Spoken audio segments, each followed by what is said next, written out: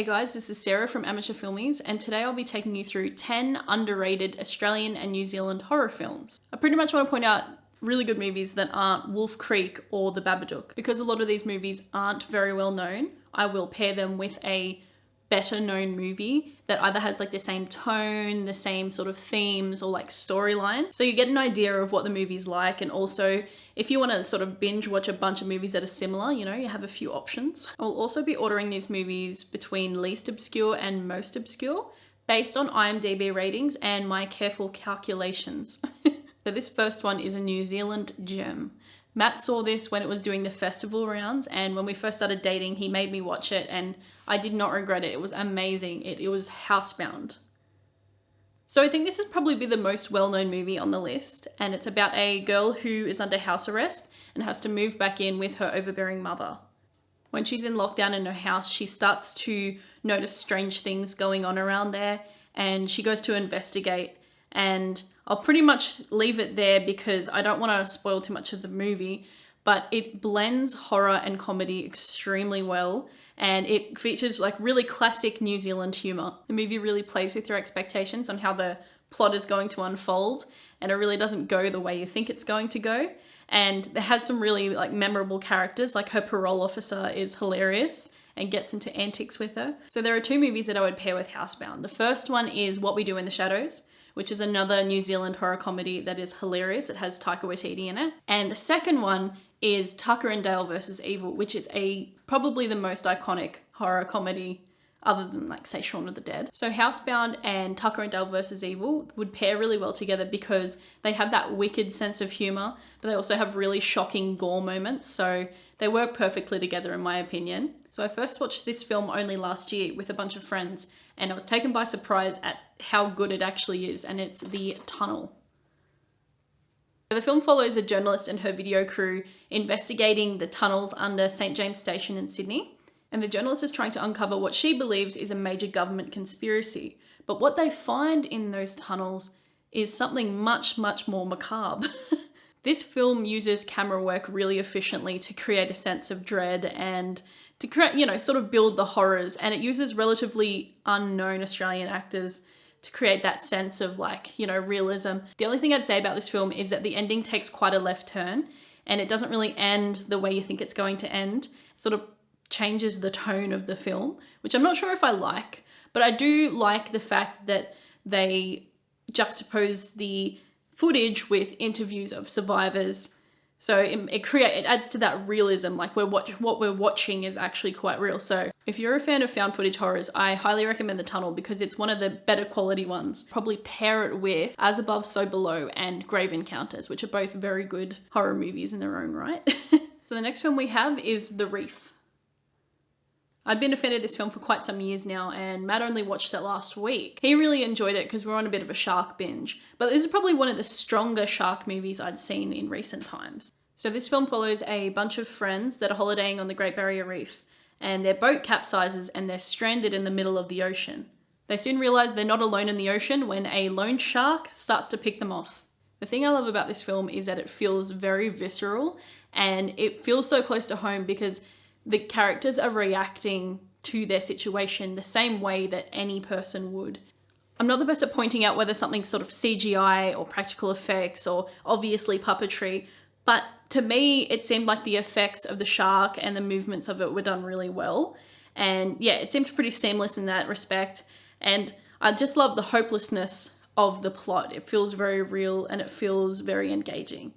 This film is very similar in plot to Open Water, but I think it's done a lot better. I think the acting is better and the production quality is just a lot tighter. So I think it's like the new and improved Open Water. I would probably pair this movie with The Shallows with Blake Lively, not just because they're both shark survival horrors, but they also pretty accurately, sort of accurately depict, you know, like people surviving the elements and surviving in water, except for the ending of The Shallows. I thought that was a bit unrealistic. But overall, those two movies are really good and I'd probably pair them. So a few years ago, I would have said this movie was the most obscure Australian movie, but I've noticed a lot of YouTubers have been doing reviews of it and it's starting to grow in popularity. I'm very happy because it's a really good movie. And this is Lake Mungo.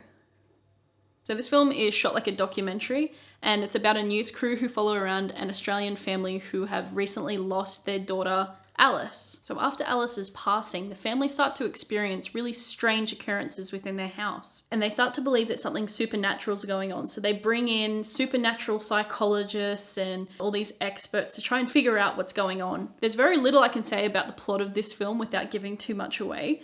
Through interviews from families, friends, and acquaintances, and clips from Alice's youth, we start to build a picture of what she is in our head and sort of how her death came to be in a sense. The film can quickly unnerve you and make you terrified, all without revealing anything or doing anything quite overt. And it's for this reason I'm going to pair this film with Kiyoshi Kurosawa's Pulse. The Pulse is a very interesting one to pair it with because in terms of plot, they're completely different, but the way that both are delivered makes you question your own existence and your own sort of being, I guess. That sounds very hippie. And there are scenes within both movies where there's sort of an apparition. It's not necessarily scary, but their presence is completely unnerving. So while the films aren't completely connected in terms of plot, they both have that really big sense of permeating dread and those few key moments that just, I don't know, just shake you to your core. So I don't own a physical copy of this film, but I really had to talk about it. I think I'd seen it about 3-4 weeks ago, and it really emotionally affected me, and I need to talk about it. And that movie is These Final Hours.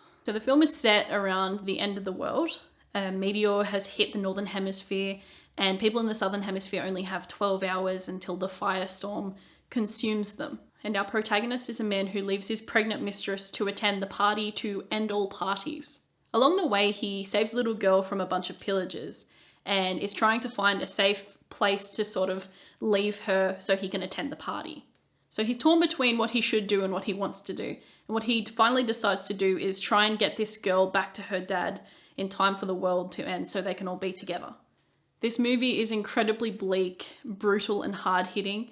The violence really hits, and so does the sadness, but we start to get driven by the character's desire to become a better man in his final hours. This film is not the film to watch if you're feeling depressed or anxious because it'll just bring you down. So in terms of what I would pair this film with tonally and sort of emotionally, I would say Atonement. Both films perfectly blend that sense of melancholia with that sense of hope that's sort of ultimately brought down by a pretty dark end. So this next film is a sort of cheeky New Zealand horror, and it is Deathgasm. So Deathgasm is about a high schooler who's a bit of a loner and very much a metalhead, and he and his friend discover a piece of sheet music that pretty much summons an ancient evil. The ancient evil is released upon the town, and it turns all the townspeople into sort of ravenous demon zombies. The film has a very wicked sense of humour and features a really good metal soundtrack and is extremely fast-paced. The horror and the makeup effects and the way that the demons look in this movie remind me a lot of the Evil Dead movies. So the movies that I would pair Deathgasm with would probably be Evil Dead 2, because that's when the franchise started to find its feet with its comedy and sort of get a bit wacky. And also I would pair it with Idle Hands because it's that irreverent horror comedy where the horror really shines through. So this next one I also don't have a physical copy of, and that is Blackwater. Blackwater's plot is pretty similar to The Reef in that a bunch of friends are on a holiday and they go out into sort of crocodile country, and their tour guide, something happens to him, and they're pretty much left stranded in the middle of these trees trying to fight off a giant crocodile. Like The Reef, this film captures the hopelessness and helplessness of the characters perfectly well, because the characters are bloody terrified and they have no idea what they're going to do. In terms of gore and intensity, the film is very shocking and feels pretty visceral like a lot of movies on this list. Funnily enough, this movie actually came out the same year as the big budget crocodile movie Rogue, which had a budget of about $25 million. Blackwater had a budget of $700,000. And in my opinion, it probably does a better job of accurately portraying what a crocodile attack would look like. I'm no crocodile expert, but it just feels a lot more real and the horror is a bit more shocking. In terms of pairing, I would probably pair Blackwater with the film Backcountry because they're both really good survival horrors, really good creature features, and they both feature very messed up death scenes. So I highly recommend both of those movies. The next movie we have is an earlier piece by the Spierig brothers, which you may know from Predestination and Daybreakers, and that is Undead. This is probably the most unique film on this list. It's classified as Ozploitation because it is just absurd. So this film's about a girl who returns to her hometown in the country to sort out her dead parents' estate. But before she can leave, a strange meteorite hits and causes the townspeople to turn into ravenous zombies.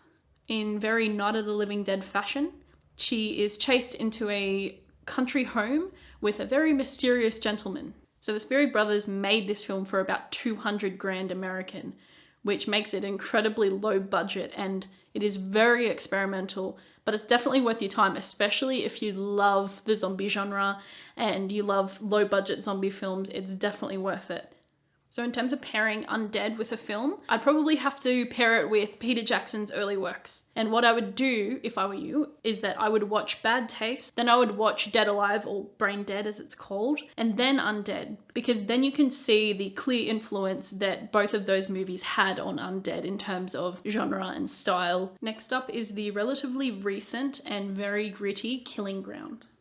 So this film came out in 2016 and I feel like it barely got mentioned by anyone and it just flew under the radar, which is funny because it actually got a Scream Factory release. So it's about a young couple from the city who decide to celebrate the new year by going camping. Couples start to notice increasingly suspicious things happening around them and the horror sort of unfolds from there. The film really cleverly works with time and chronology, and it leads to a sort of big twist in the middle act of the film that really affects how you see the movie. The killers themselves in this movie are very iconic and menacing. One of them is sort of like a bumbling idiot who's very aggressive and can't control himself, and the other one is sort of like a cool and calculated sort of murderer. They're both terrifying in their own way.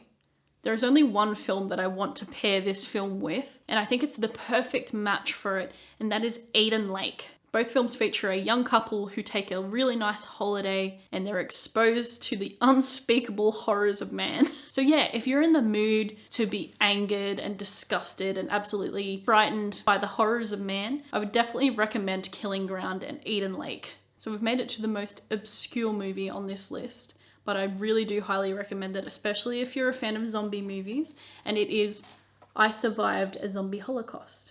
The first time I'd heard about this movie was in a video by Emma from Spooky Astronauts, and after she recommended this, I checked it out and I was pleasantly surprised by it. This film once again features that uniquely New Zealand humour that I was talking about. Our protagonist in this film is a down-on-his-luck aspiring writer who is working as a film runner on a B-grade zombie movie. So it's very meta in that sense. When the cast and crew are struck down by a mystery illness, the horror on set becomes way too real. I love this film because obviously I love a good underdog story, but I'm a really big fan of B-grade zombie movies, and this one just hits really well. Our protagonist Wesley is really downtrodden and he's treated like crap by the cast and crew. But when the zombies attack, he has to sort of step up and save the day. This movie is very meta and it makes a lot of references to the fact that it's a movie filming about a movie. And so it's really sort of fun in that way. But you can see the influence of Dead Alive and Peter Jackson's other work on this film and the very strong New Zealand influence. And if I had to pair it with a sort of a bit more mainstream zombie film, I'd probably pair it with Scout's Guide to the Zombie Apocalypse, because it's that same sort of like tongue-in-cheek humor, features a lot of sort of like toilet humor, I guess, like low-hanging fruit type of humor in it, but it's still really funny and a decent horror movie as well. So that concludes our list for today. I understand that some of these films might not be as obscure or as underrated in your opinion, which is totally fair, but these are all films that I think need a bit more attention, and I hope you like the films that I've also paired with them. Thanks again for watching, and we'll see you in the next video.